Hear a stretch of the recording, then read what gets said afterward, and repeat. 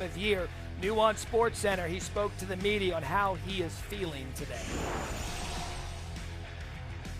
Yeah, I'm feeling great. I'm so fortunate to be out here with these guys. We got a full week of practice. It's felt good, on Monday, and looking forward to get back out there today and tomorrow and Friday and having a normal week. So looking forward to that and feeling good. It's Wednesday and Thursday of a game week. It's the two most important practice days. We got to be all hands on deck. Fine tune the details, and we already have a game plan in, but make sure we try to execute it and just fine tune what we've been working on all season, and that's bringing our identity on the road. Having a chance to go win the Super Bowl and play at a high level in critical situations and in little things that during the game little things are going to matter. Who better to kick off our Super Bowl coverage here from the Bay Area than our pal and yours, Sal Paolantonio. Hey, Sal Pal, I don't care what anyone says. Don't let Shams and the NBA steal your thunder. You've been to the Super Bowl 34 times. This is your moment, buddy. What can you tell us about the Patriots and how Mike Vrabel is going to handle the team as they return to practice today?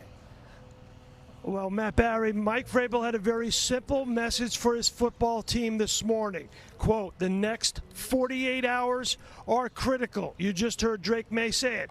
It is Wednesday and Thursday of practice of a game week. They got to get locked in. Happens in 3 phases. First phase happening right now behind me. In the team hotel, in the team meetings. Keep the team engaged. That's number 1. Number 2, out on the practice field at Stanford University in Palo Alto. Go through situational offense and defense. And number 3, after you get on the buses and come back here and have a meal, go through the tape and correct everything. Here's Mike Vrabel talking about it. Trying to be intentional with the schedule, but also just trying to keep them engaged, keep them locked in, and get them to believe that something that we do at practice today is going to come up in the game, and how we handle that or how we execute that could make the difference. Today's a review of first, second, third down. Tomorrow's a lot of situational work, red zone, goal line, 2-minute. And then Friday, you're trying to button it all up, cross T's, dot I's, and make sure all the hay's in the barn. Last night, Mike Vrabel had his coaching staff in a private room at Fleming Steakhouse here in Santa Clara, and he delivered a message to his coaching staff at the end of their meal. He said, quote, let's finish this the right way, and then he picked up the check. Nice way to kick off practice the next day is have a steak dinner the night before. That'll work when the coach picks up the check. And I need you to finish your week in the right way. By the time we hit Friday, bring a newspaper. Find one. They're around, Sal. Yeah. Find one. Okay, you got it, brother. You got it. You got it. Thank you. Okay, I've been to that restaurant. It's not cheap. So good on Coach for picking up the check. Do a nice tuna tartare, though. They do. Oh, yeah. We could go on. Peter Schrager's here, covering his 15th Super Bowl. I think something like that. This Patriots story is so great. You're such a historian of the sport. So how do you put into perspective what Vrabel has done in really infusing that championship DNA into a team that was not expected to be here at all? No, and they're leaning into that. And they know that people don't think they belong here. And they know that they've heard the things about the schedule and how it's the easiest schedule since 1999 for a Super Bowl participant. But this is also a Mike Vrabel coach team that is the underdog. And the Patriots, they're not used to that in Super Bowls. So this almost feels full circle to when Vrabel first went there back in 2001 with Belichick and Brady, and it was in New Orleans against the greatest show on turf. And I find it fascinating because the guys, different characters on this team. Obviously, you've got a number 3 overall pick at quarterback. When you look at Stephon Diggs, who has been dismissed and disregarded by others, and you look at Mac Hollins, who's been around the league, and of course you look at all those different players, whether it be Carlton Davis or Robert Spillane, who are told, go find it somewhere else to go. They have all leaned in together on this, and Vrabel is the perfect leader, understanding where they are reality-wise, but also what the outside is saying about them. 4th longest preseason odds, and here they are in the Super Bowl. Well, and regular season schedule is one thing. After the Super Bowl, they would have played 4 of the top 5 defenses in the NFL. So the underdog role for them is done. Speaking of underdogs, Sam Darnold, 5th team in the league, signed by Seattle in the offseason. He's trying to ditch that bust that people attach to him, which no longer is the case. What are you eyeing for him on this stage? What's been so fun and maybe humanizing from the Sam Darnold storyline, and you watch all his press availability this week, he won't trash the Jets. He won't use them as a chip on his shoulder. He won't talk about Carolina in a negative light. If anything, Sam Darnold has come into this week and has been very deliberate in saying, I am so grateful for those opportunities. If I didn't have those opportunities, I wouldn't be who I am today, and I wouldn't be the player I am. He went through it. How grateful he was for the Jets coaching staff and what San Francisco meant to him, being able to work for Kyle Shanahan and watch Brock Purdy. Even saying, I played behind Brock Purdy, an absolutely incredible quarterback, who is his division rival. This is the mentality Sam Darnold has. Don't pity me. Don't look for me to be one with a chip on my shoulder or bitterness. I'm embracing it all. And at 28, Matt, he is finally fully himself and as confident as ever been. And it almost seems like all those steps, the 4 other teams, were needed for him to get to where he is today. That's the point right there. He needed those opportunities. He's grateful for them to get to this stage. We're grateful for you. You're coming back later with top 5. Oh, yeah. I got a good list. Top 5 best catches. Oh, I love that. Amazing. Okay, good. Good debate. Can we stop talking about Sam Darnold seeing ghosts? I mean, I think I didn't mention it. I didn't mention it. Move? Everybody does. Anytime he faces a tough defense, it comes up. So let's just put that one to bed. That ghost is gone. Yeah. Okay. Good. All right. Coming up. Sports Center about what he's working on coming into this game on Sunday.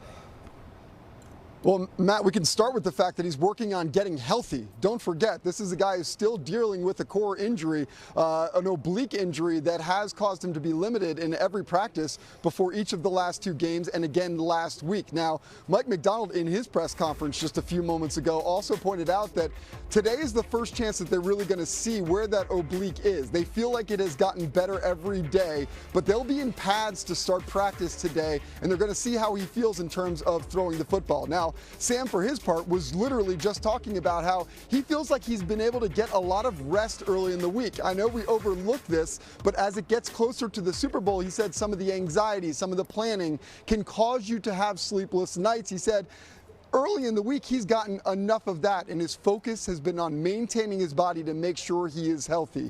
The one thing that Darnold and McDonald also stressed is what a good place Darnold is in right now from a mental standpoint. From the turnovers, he feels like he has rid himself of a lot of the things that plagued him early in the season, so now it's about getting his body to respond accordingly, since his mind already is, Matt.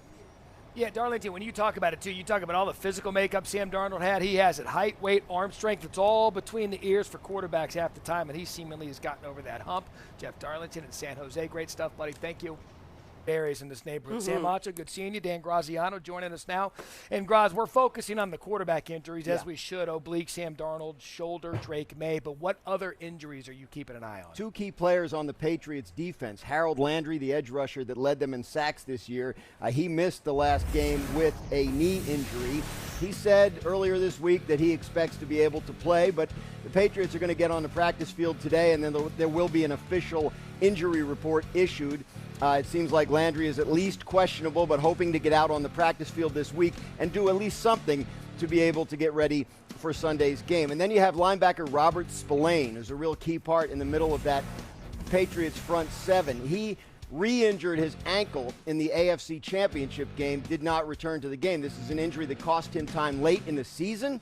He said this morning that he thinks he'll be able to play. Of course, it is the Super Bowl. These guys are going to do whatever they can. And when asked yes or no, do you think you'll play, they're probably going to say yes. But again, that injury report that comes out today, tomorrow, Friday, will tell the tale. So a couple of things there to watch on the Patriots defense. Let's flip it over, Sam, to that Hawks defense, which, as we know, can get after and pressure the quarterback. What do you expect them to present to Drake Maye on Sunday? I expect them to present what they've really presented all season, winning with a 4-man rush. That's what stands out the most. They don't bring pressure, and when they do, they oftentimes also will get home. It's on the inside, Leonard Williams, it's Byron Murphy.